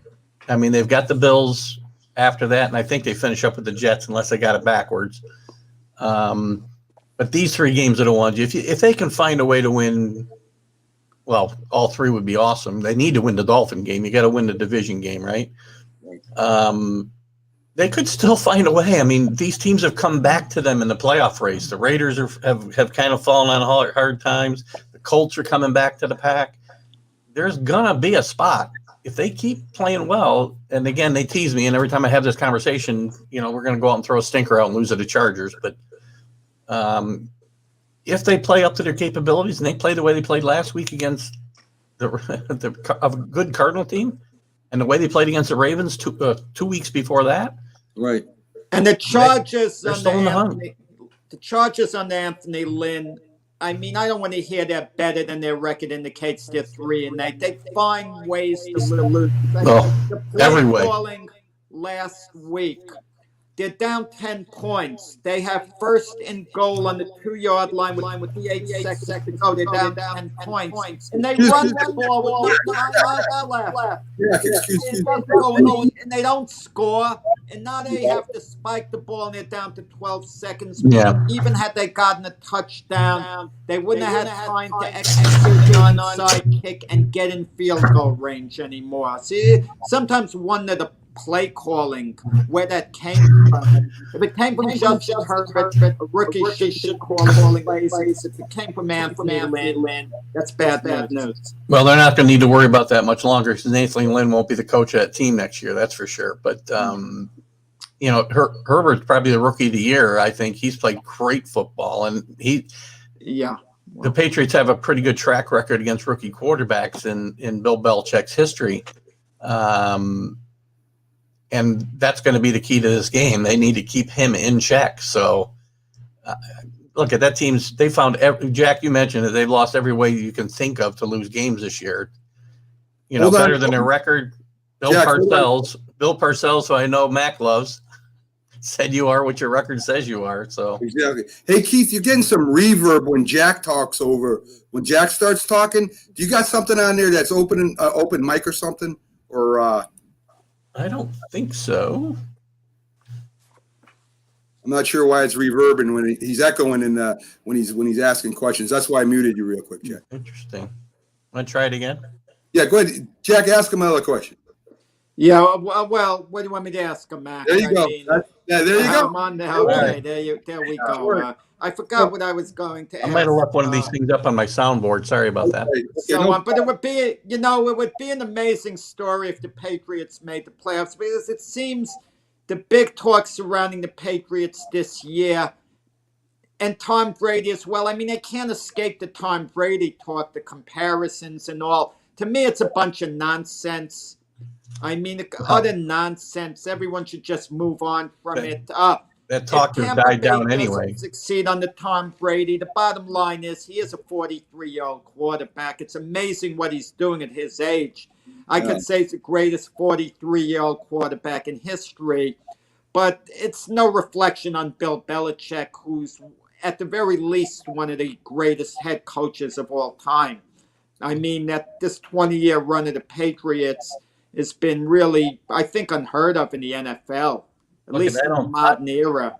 I don't think if Tom Brady were the quarterback of the Patriots this year that their record would necessarily be better than 5-6 right now. Maybe they would have won a couple of those games that they didn't win, but they may not even been in a position to win the Seahawks game that they did lose. Or they may not. Early in the year, Cam won a couple of games for them, and Tom Brady would not have won those games that way. Now, again, the game plan would have been totally different. I understand. Yeah. Look at Tom Brady's a great quarterback, was a great quarterback.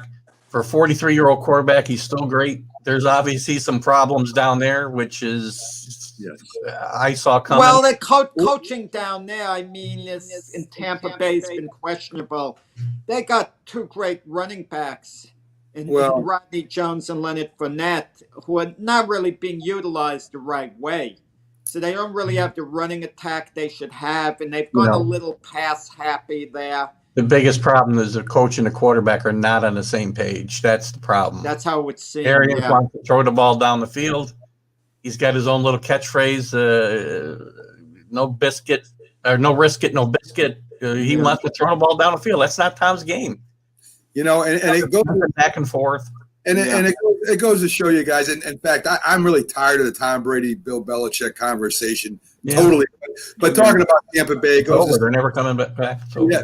it goes to show that maybe it wasn't all Winston's fault down there with the way they throw the ball around there with all those. Good point. That's a great point, Jack. Actually. No, Winston was in a pick-six machine. Yeah, but I mean, I'm just saying, Jack, that maybe there wouldn't be as many interceptions if he wasn't throwing the ball, 50 yards downfield all the time. Listen, Winston, Jameis Winston supposedly is the New Orleans Saints backup quarterback. If Drew Brees was going to be out, when Drew Brees was out, they went to Taysom Hill, not Jameis Winston. So that should be a little revealing to you. Well, I think Jason Hill was signed to a pretty big contract off season, Jack. So I think that Jason Hill was their man all along. I think they brought Winston in just for some double security. Because Winston would not have gone there to be the third string quarterback. He only would have went somewhere with the understanding he would be the primary backup, a la Teddy Bridgewater, who went on to good things afterwards, signing Carolina.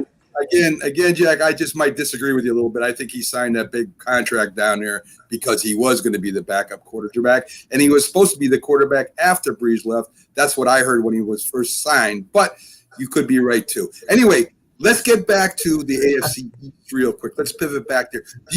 Do you think Buffalo is the best team in the AFC East and that they're going to win it all, Keith? Yes, I still think they're the best team in the East. I think the Dolphins, again, they're better than what I thought they'd be when we had this conversation 6 weeks ago. I thought they were a year away. They're definitely going to make the playoffs. But I think overall Buffalo's got more firepower. I think that their defense, if their defense will step up and play even close to what they've played the last couple of years, they're easily the best team in that division. But again, they've got to go out in the field and they still got to beat the Dolphins again. They got to play the Patriots again. They got to play the Jets again, but I don't know whether that's, maybe that game will be canceled for lack of interest. I don't know. But, no, the Jet game's important. Them in Jacksonville for the number one pick. I mean, those games pick on them. Those games are interesting for that. Jacksonville's hanging in there for that. Jacksonville is in. Yeah, they've lost close ones, Jacksonville. They've been better than the Jets. And, they play the Vikings this week. And you don't know what the Jets, I mean, I wouldn't be surprised if they won a game or two. And as a Jet fan, are you supposed to be happy if they win at this point? Because, I mean, I hate to say it, as a Jet fan, I find it difficult to watch the games because I can't root against them. But it's hard to root for the Jets knowing you're just putting a Band-Aid on something that needs an operation. Why am I reading articles that Adam Gase may be back next year? What are they even thinking about? Well, he has let me tell you something. Let's say hypothetically he's cooperating with management, and management's not going to tell him to tank the games. But they could say something like Christopher Johnson and who could have related to Woody Johnson, saying, it would be such a great thing if we could start next year and have a guy like Trevor Lawrence. How great that would be. That would mean so much to this organization. Maybe we'll move on from Darnold next year. Give them kind of like a hint without saying it, kind of letting them know. And Adam Gase is just playing it so. I don't know. How can they even consider that after Gase comes out yesterday and says, I'm responsible for screwing up Sam Darnold the last 2 years? He's trying to protect the player, to take accountability. I mean, what's he going to say? Blame Sam Darnold?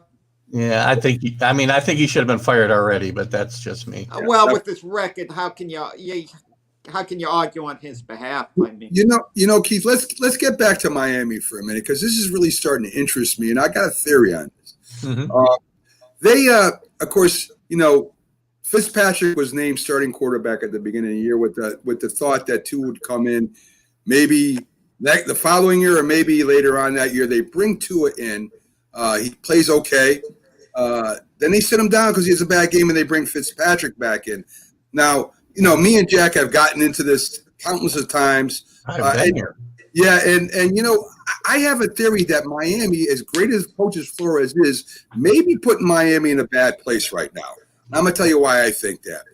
Throughout history in the NFL, and I can give you, tons of examples, Staubach, Craig Morton, Kilmer, Jurgensen, Sims, Bruner, Bradshaw, Jersey, Joe Killiam, almost happened with Montana and Young. And And I remember the Bills. Grogan Plunkett, Grogan Eason. Oh, I sorry. remember one year when Buffalo actually went to the championship under Doug Flutie. They had a quarterback named Ron Johnson, who they thought was going to be the next whatever. Oh, yeah. Didn't let Flutie play the championship game, and the Bills lost. Yeah. I have a theory that if they keep messing around with this quarterback situation, because they don't know who's starting this week, they haven't named the starter yet. I will bet you a bag of donuts that Fitzpatrick starts. I will bet you that. Tua's hurt. Yeah, so are a lot of quarterbacks, Jack. So Matt Stafford has ligaments pulled in his hand in his hand too. I'm saying that I believe that right now Flores is in danger of losing some games because of this. Well, we talked about this last week, maybe it might have been the Thanksgiving show that if you have two quarterbacks, you don't have any. And when you jerk guys around this way, this is a little different than even the relief quarterback theory that Jack had. This is different, and you risk more than just the season. You risk losing the locker room too, and that's how coaches get fired. That's how Matt Patricia got fired. Not necessarily a quarterback, but he lost the locker room. And I think Brian Flores is better than that, but this is making me scratch my head too, to be honest with you. I'm not sure what he's trying to do. Mate, remember with the 49ers, Alex Smith was performing really well as the quarterback for the 49ers. They loved him in the locker room, and Jim Harbaugh went to Colin. Kaepernick. Yeah, the most famous football player of all. Right. Yeah. Right. The name's, yeah. So, he makes the switch, and it worked out for the 49ers. Had it not, they could have brought Alex Smith back at any certain point, during the season. Right. They didn't have to stick with Colin Kaepernick, as their quarterback, but they made the switch to him because Jim Harbaugh figured Colin Kaepernick had more upside. Okay, but he committed. And as it turned out, they went to the Super Bowl under Colin Kaepernick that year. But if at any point Colin Kaepernick was struggling during a game, at any game, be it a playoff game or regular season, they could have switched back to Alex Smith. Yeah, but they didn't. There were times. He didn't play great. He played great football, but he didn't play great football 100% of the time. And the thing is, Harbaugh committed to one quarterback. It was Kaepernick. They didn't switch back to Alex Smith. I think that's the key point. Okay. Well, I think that's the key point. I mean, can you imagine that you have Tom Brady in his prime, with a great very good quarterback behind him, and him not having a good game, and at any time during his career, pull him out and put another quarterback in and say, well, we'll make a decision on who plays next week. I've seen it done in the past, and it has nothing done. It has nothing but hurt the other teams. I mean, Greg Morton was a great quarterback. Staubach was a great quarterback. A decision had to be made. Exactly. And it's the same. It's the same with Montana and Young. We're going to move on from Montana. We don't even want him on the team because what's going to happen is that's going to divide the San Francisco 49ers. No, Brian Flores is committed to Tua, though. That's the thing. He's not showing it this right now. Fully to Tua as a starter, but if Tua is a rookie, if he's slumping during a game, and Fitzpatrick can come in and turn it around and maybe, win the game for the Dolphins, that's great, okay? But he made it clear that Tua's the starter, is always going to be back starting the next week. I don't know, Jack. I just think that's very touchy over there, and that could end up losing them some games where they shouldn't be losing the games. You make a decision, you go with it. You go with Fitzpatrick, go with Fitzpatrick. Don't move him back in and forth. Everyone knew Tua was drafted. When a guy's drafted number 5 overall, he's drafted to be your future. Jack. It's obvious. Fitzpatrick knew he was on borrowed time, okay? Well, it was inevitable a switch was going to be made. When it was made was a bit surprising because the Dolphins had been playing well. So that was a bit surprising. But it was inevitable it was going to be done. But they decided the future started then. Well, the Giants did that with Kurt Warner and Eli Manning. But Kurt Warner never went back. Exactly. Record with Warner. Yeah. Kurt Warner. Yeah, Kurt Warner never got put back in, even with all the struggles Eli Manning had, and he had a lot of struggles. A lot. what I'm saying. You can't pull two out because he has a bad game if that's your future quarterback. You got to suffer through the ups and downs. You just have to. And I think Miami's making a huge decision playing musical chairs right now with the quarterback. It could cost them the playoffs. Well, they did it for one game. Let's see what he does going forward. We're getting too hopped up over one game. I mean, take the Eagles. Let's say Carson Wentz is really playing bad in the next game, and then in the third quarter, they put in Jalen Hurts, and he plays well enough that the Eagles upset the Packers and win, or whatever. Jalen Hurts, let's say he has give him a grade of a B. He does well, nothing sensational. Then the next week, Carson Wentz, chances are, is going to be starting again. I'm not sure about that. Doug Peterson's entitled to try to rally the team if he wants to go in that direction. You try to rally the team some way. If he decides, in the Eagle situation, just like any situation, if Wentz isn't playing well and they decide Hurts is the answer and Hurts leads them to a victory, there's no way Hurts isn't starting that next game. I guarantee you. And if he leads them to a victory, but if he plays, if they lose and he does a decent job, nothing great, they could be back with Wentz the next week. Well, then he's got an out because he didn't get a win. But, in that division where every win is going to matter, there's no way. If Jalen Hurts gives them any ray of hope, because the Philadelphia fans and the Philadelphia press want Wentz out of there tomorrow or yesterday. Oh, yeah. And no doubt. they want Hurts to play. So there's no way he could play decent and put him back on the bench or they just lynch Peterson and right at I agree. Field. 100%. If I was Peterson, I wouldn't even try to put Hurts right now. That would just cause more problems right now. Yeah. So, I would stick with Wentz. He's the starting quarterback, and win or lose. I kind of hope, I kind of hope they play Hurts and move on from Wentz, and we'll trade a second-round pick for Wentz. I'd love to rehabilitate that guy. Wow, huge contract, Keith. Huge contract. Well, that's one of the reasons it probably won't happen because they won't take on the money. But so Keith, we're doing something for Byron. I don't know if you saw it on Max Sports or not. We're trying to raise funds for the Best Wishes Foundation. I did put I put up a Patriots team of the 80s up there. Their card. Some were 85 Super Bowl players, from Krogan, to Russ Francis to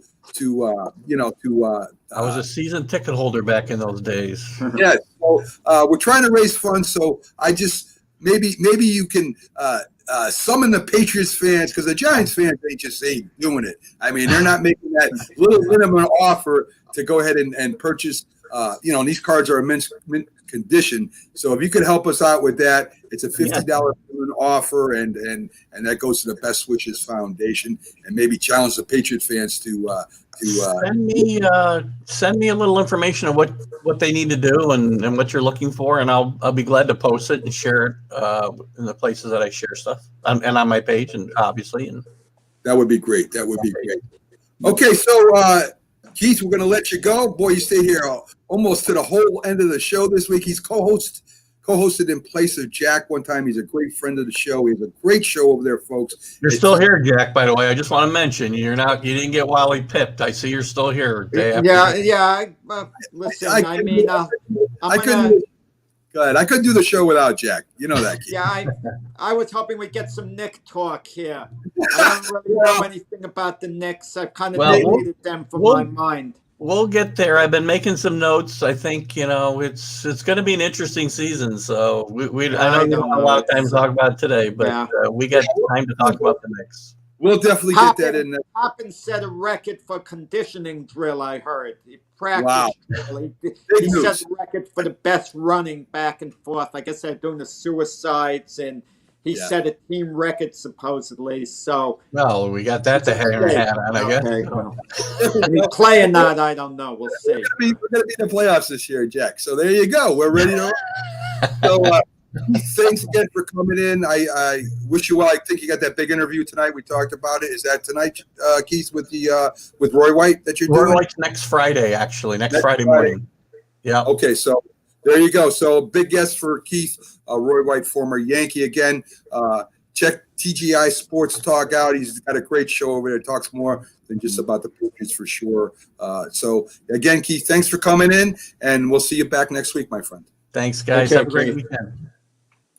So we always enjoy having Keith on. He's always very knowledgeable. Yeah.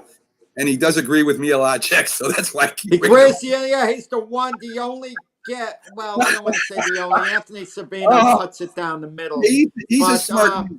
Keith is the one guest that agrees with you more than me. Yes, I yes. think Byron maybe agrees with you more than me, but I think I don't mind the guest on balance agree. Maybe Scully, a boxing guy, agrees with me more. I think I think the guests in the other sports, they agree with you more because I'm willing to go out of the box and try. You are. You have the same old views that people are scared to get away from, so they'll agree with you a little more. Okay, it's cool. I mean, I'm not offended. Yeah, I know, Jack. You know, I think Byron really loves you more than me, but I don't know. We'll talk. Byron's impressed with my insights in football, like with relief quarterbacks. They didn't have that when he played. He knows he would have been a better player had they had that. When I can imagine. Yeah. Yes. Okay, Jack. So we're going to take a quick break. We're going to come back to end the show with This Day in Sports, one of my favorite ones that we go over. We talk a little bit about the past, reminisce birthdays and certain events that happen. So let's go ahead and get our last break out of the way real quick, and we'll be right back, folks.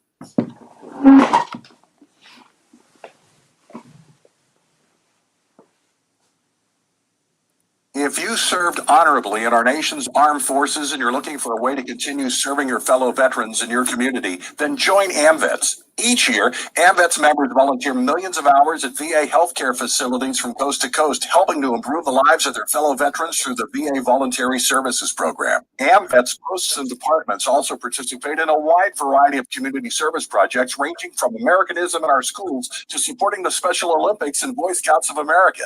If you no longer wear the uniform today, you can still serve through the AMVETS by joining today at amvet.org. When you hear the word asthma, you probably think of shortness of breath, coughing, or inhalers. Lots of things can trigger asthma, but the fact is that asthma doesn't just attack, it can kill. But with proper medical management, asthma is controllable. If you experience shortness of breath, wheezing, tightness in your chest, or persistent nighttime coughing, you may have asthma. See your doctor and get the facts. You'll breathe easier. For more information, call 211 Info Line. A message from the Connecticut Department of Public Health, keeping Connecticut healthy. We all make choices. When it comes to alcohol, kids make choices whether to drink or not. Kenneth, Bye-bye. remember, I'm going to Alex's party tonight and sleeping over. Hey, have a seat for a second. Remind me about that party again? And adults make choices whether to talk about it. That's true of parents and every other trusted adult in a kid's life. Kids want to know our expectations when it comes to alcohol and other drugs. They want guidance and honest answers to their questions. And it makes a difference when the message is consistent and part of everyday conversations. So talk with your kids and help lead them on a positive path. Because when you talk, they hear you. For more information about talking with your kids about underage use of alcohol and other drugs, visit underagedrinking.samhsa.gov. If you talk and they will hear you every single time. Oh, we're getting killed. Yeah, well, Kyle's not here. How come? Kicked off the team. Didn't Tim tell you? Kyle and some other kids got caught drinking beer in the park a couple of nights ago. Really? Yeah. Zero tolerance. He's out for the season. Come on, it's a first offense, right? That we know of. Why should that matter? He knew not to drink. I've made it clear to Matt, that's what we expect from him. What have you said to Tim? Nothing really. You know, a lot of kids try it at this age, so. Yeah, well, a lot of kids don't try it too. I'm not saying that Matt's gonna be this perfect kid, but if I don't tell him what we expect and why he shouldn't drink, how's he gonna know? You think kids that age really listen? They never admit it, Bill, but they hear more than you think. Talk, they hear you. For more information about talking with kids about underage drinking, visit underagedrinking.samhsa.gov.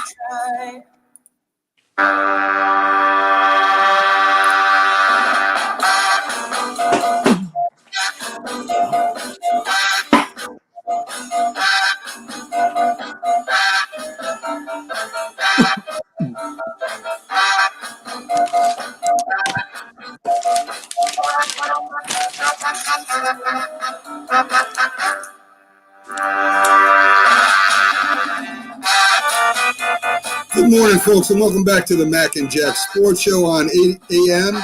to 10 a.m. every Wednesday through Sunday. I'm your host, Mac, with my co-host and your co-host, the great Jack Hirsch, who's one of the best writers in the boxing industry, in the history of boxing, really, folks. So if you get a chance, go over to Boxing Sports News. Is that right, Jack, the name of the site? Yeah, Boxing News. Yeah, great publication. The New York Times of boxing publications, or the Washington Post as far as prestige. It's been in business well over 100 years. Great site, and Jack writes some great articles covering matches for a long time, Jack, a whole long time. So yeah, tomorrow the Errol Spence Danny Garcia match. I mean, yeah, big one. That's going to be a huge one.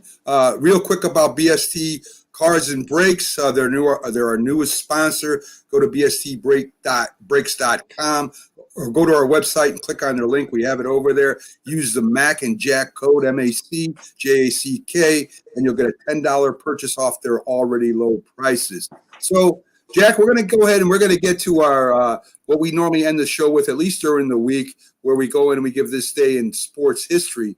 One of my favorite ones because there's a lot of information there that I forgot about or I didn't even know about, and I've been following sports for a long time. So let's start off in 1961. Floyd Patterson knocks out Tom McKinley in the fourth. Tom McNeely. Yeah, for the heavyweight championship. Floyd Patterson was a heck of a fighter, Jack. Yeah, he defended his title against Tom McNeely. He knocked him down something like 9 times. I think he stopped him in 4 rounds or thereabouts. And Tom McNeely is the father of actually Peter McNeely, who fought Mike Tyson when Tyson got out of prison in Tyson's first fight. Tyson beat him in a round. And Patterson was a 2-time world heavyweight champion, the youngest man to ever have won the title at age 21. Even though Mike Tyson was said to have eclipsed him, keep in mind Patterson won the heavyweight title when there was only one world heavyweight champion. Mike Tyson had a selection to choose from. But then Floyd Patterson became the first heavyweight champion in boxing history to regain the title after losing it. And other great champions like Joe Louis and Jack Dempsey, they weren't able to do such a thing. Excellent information. In 1961, and they were called the Washington Redskins back then, they drafted Ernie Davis from Syracuse, Jack, a real good football player. Yeah, but a tragic end. He died early, Ernie Davis, of an illness, but a great player from Syracuse. And when he played for Syracuse, he was on a par with another Syracuse running back, the great Jim Brown. Definitely. And that should tell you how great Ernie Davis was. They made a movie on Ernie Davis, I think, called The Express. Well, I mean, people should watch. You had coming out of running backs out of Syracuse, Jack, which is incredible. Jim Brown, Ernie Davis, you had Leroy Kelly, and you had Joe Morris of the Giants. Floyd Little. Yeah, Floyd Little, right? Floyd exactly. Little, a great one. Exactly. Floyd Little in college was as great as the others. Yeah. Right, exactly. 1964, the Major League Baseball approves the free agent draft, Jack. So that was the beginning of. Funny about the draft. The NFL draft is we love watching it on TV. It's a big production. The NBA draft is kind of following in popularity. Something about the baseball draft, it hasn't caught on with the public. They don't have a big night of it. The players don't walk, up to the podium. And it's the same in hockey. Something about the NFL and the NBA drafts, capture the imagination a little more. I think it has a lot to do with the minor leagues in baseball, Jack, because a lot of them don't get back into the major leagues until, 3, 4, 5 years later. Some never even get there. So, I think that has something to do with it.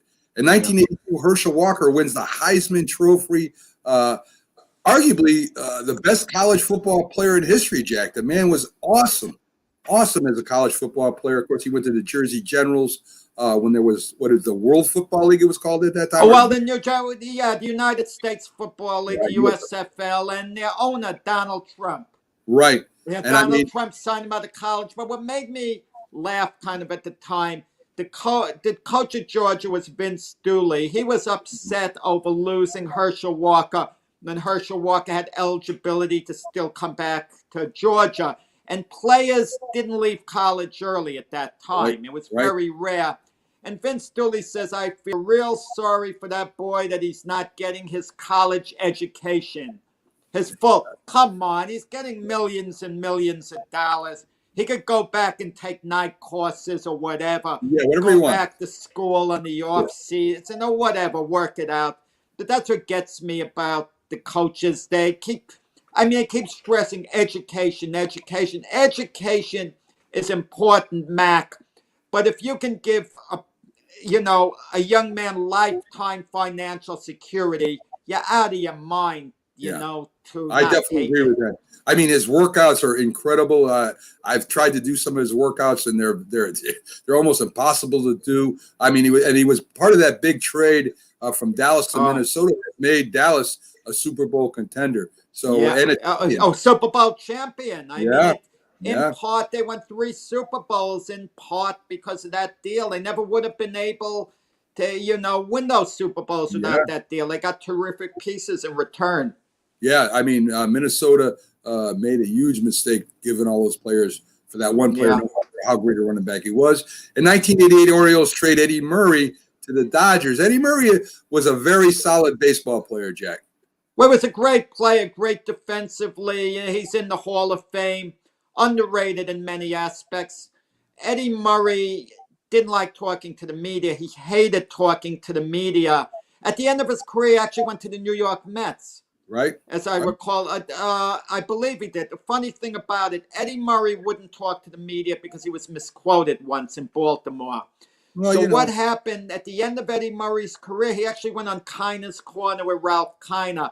And for a man who never talked to the media, that was a heck of a tribute to the type of person Ralph Kiner was, to be able to get Eddie Murray to get on. One last thing quickly about Eddie Murray. He should have became the Baltimore Oriole manager late in his career. I agree. They gave that job to Lee Mazzilli.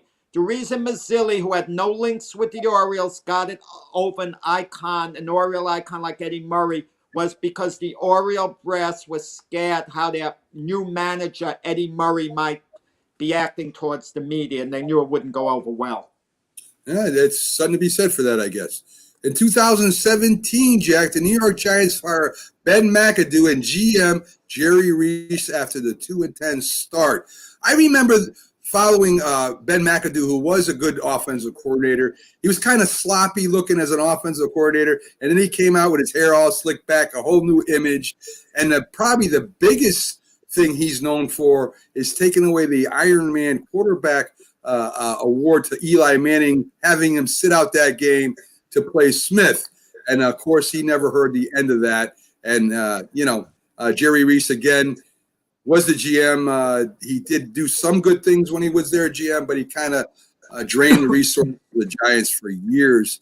And, 2017, Jack, Ben McAdoo, and then Sherman. Well, that was a miscommunication with Eli Manning. They would have started him. They said, we'll play half the game, and he didn't want to. But why were they doing it in the first place for Geno Smith? Give me a break.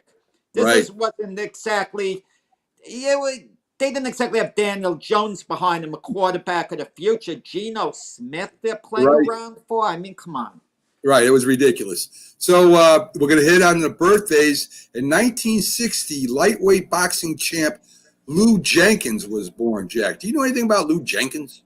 Oh, yeah. Lou Jenkins was a great fighter during the 1930s. I mean, a phenomenal fighter, Lou Jenkins. He was wild, his lifestyle, everything, motorcycle rider, which I want to mention, he's in the Hall of Fame in Canastota, New York. We're going to be having, on December 16th, Ed Brophy, the executive director of the International Boxing Hall of Fame. He's going to be a guest on this show because the day before, the International Boxing Hall of Fame is going to be announcing the new inductees into the Hall of Fame.